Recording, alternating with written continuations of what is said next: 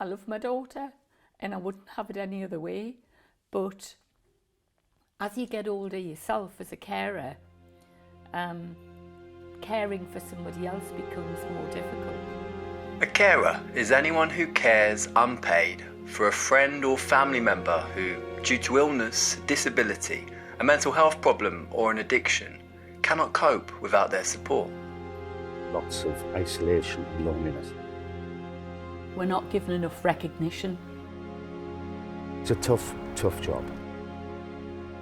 They are estimated to save the government £162 billion a year by providing life-giving care to their loved ones. That's equivalent to the whole NHS budget in England for the whole year.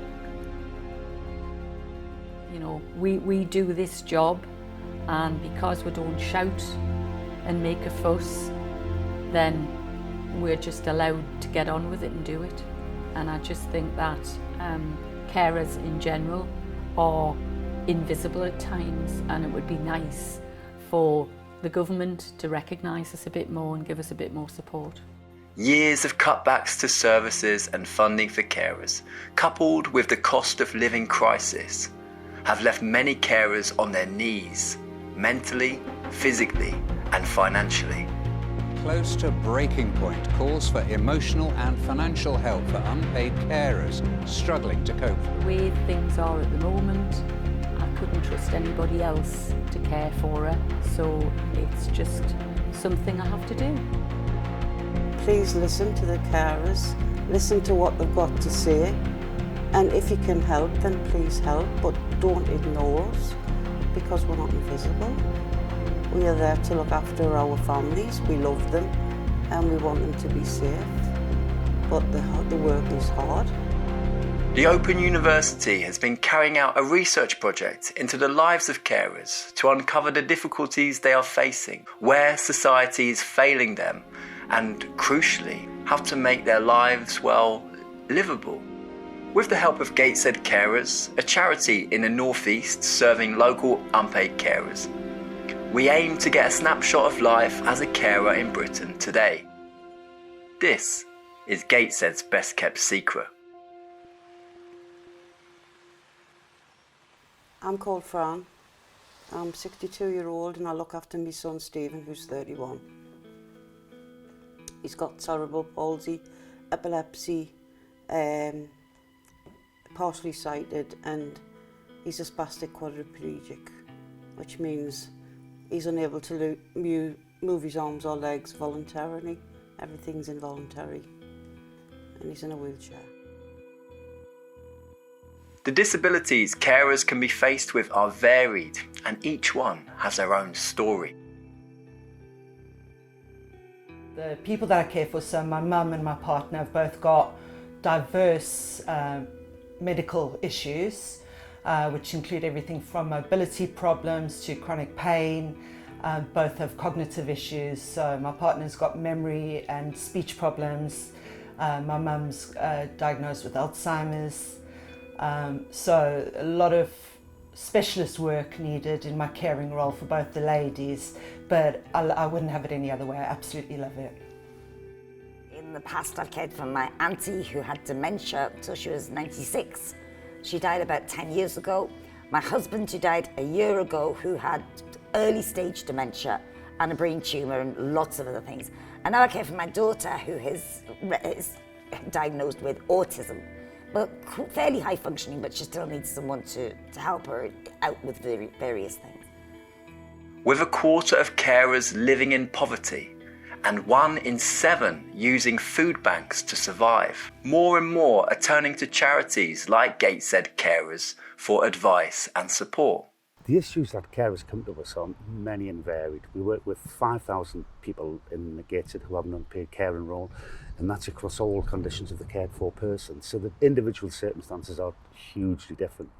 And there's pretty much nothing we haven't encountered and supported people through. But in broad terms, in general terms, people come to us because of the impact caring is having on their financial situation, on their quality of life, and particularly on their mental health and well-being and their physical health. And of course, the other impact of providing unpaid care is that people's quality of life just diminishes completely, with lots of isolation and loneliness as well. So it's a tough job. Through focus groups and interviews, we asked carers about their lived experiences seeking help. First time I took care of my mother and father, as you know, and they were, my mother had dementia and my father had cancer. And I went through a really bad time, and I rang up social services and said to them, one evening at about 9 o'clock in the evening, I was completely at the end of my tether, because I was the only child, nobody else was helping me. And I said, I need some help. And the girl on the end of social services, just not interested. I gave them my name, my details. Nobody ever contacted me. There was no phone call back. There was nothing. And that was because they didn't want another case. I was fortunate, I had a doctor. I went to my doctor and said, look, I'm absolutely at the end of my tether here. He was the one who helped us. So my experience is that, yes, you know, in the caring community, we all help each other, and even people will help us. But when it comes to official assistance, there's a lack of basic understanding of what we do. Continued cuts to funding for carers have painted a bleak picture for many in the community. What about people that are... Johanna, she's autistic. She's had no help from the government ever. She's never had a social worker except for 6 weeks. And he said, well, you're doing an amazing job, Mrs. McDowell, I'm leaving. She's had nothing, no help at all, but she has a family that support her. What happens to all the Johannas out there that haven't? That's what worries me, and I think anyone with a social conscience, it would worry. And it's going to get worse. The cost of living crisis is only making things worse. We heard from carers who are skipping meals to get by. Increases in terms of grocery shopping, for example, I've noticed straight away. What that's meant to me is regularly, at least 2 or 3 times a week, say, for example, the meal I've planned for the evening is a frozen pasty with chips and salad. If I can only afford the 2 pasties, they go to the 2 ladies and I'll make do with chips and salad. So regularly, I'd say at least 2 or 3 times a week, I'm missing out on either meals or partial meals because I simply can't afford to feed 3 people. One of the harshest realities we uncovered was that many carers are left feeling powerless, invisible. Think about it for a second. If it's someone you love that needs care, it's almost a given that you'll do it, no matter what. It's that knowledge that can make carers easy to ignore. Caregivers don't have power because it's the nature of what it is. With unpaid carers, it's normally a family member, a loved one, a very close friend, someone who lives next door that you feel a duty to. So I would put it in 2 categories, love or duty. And these are thousands of people. Everybody I know is caring for someone. It's a very cruel situation where we have no power and all the stress, not just physical work, it's also the stress.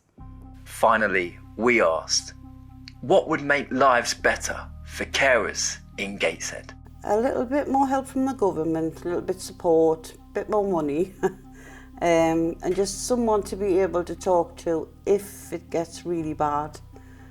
Just to know that there's somebody there at the end of the phone, you know. Biggest worry is what will happen when we're not here. I've worried for 40 years and it's going to go on, you know, and as I get older, it becomes sort of the end of the road gets nearer and that worry becomes bigger.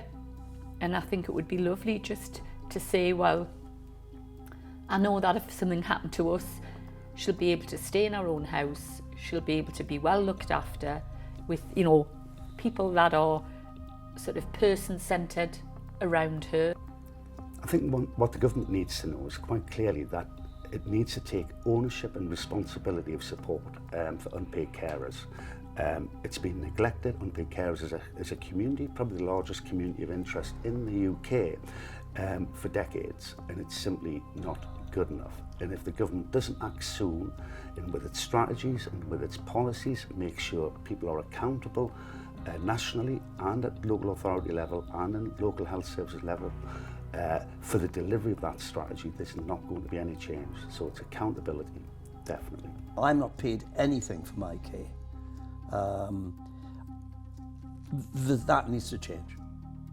That definitely needs to change. We need to have more funds available for people who are doing the job of what would otherwise be paid for carers. Because if I didn't do it, the government would have to pay someone to do it. So I'm saving them money. It would be nice for them to just say, here we are, George, there's a little bit of help for you.